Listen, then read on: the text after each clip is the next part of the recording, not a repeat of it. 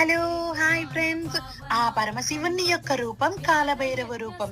నిజంగా మనం భక్తి శ్రద్ధలతో కాలభైరవ అష్టకాన్ని చదివి, ఆ స్వామిని ఏదైనా అడిగితే నెక్స్ట్ సెకండ్ నుంచి ఆ కోరిక తీరబోయే సెంటెన్స్ మీరు చూస్తారు. కాలభైరవ అష్టకంలో మొదటి 2 లైన్‌లు ఏమి ఉంటుంది? దేవరాజ సేవ్యమాన పావనాంగ్రి పంకజం. అంటే దేవతలకు రాజైన ఇంద్రుణ్ణి సైతం సేవించునటువంటి పవిత్రమైన పాదపద్మములు గల కాలభైరవా, వ్యాల యజ్ఞ సూత్రమిందు శేఖరం కృపాకరం. అంటే పాములను యజ్ఞోపవేతంగా ధరించి ఉంటాడు. ఎందుకు ధరిస్తాడు? పాము అంటే మృత్యువుకు సంకేతం.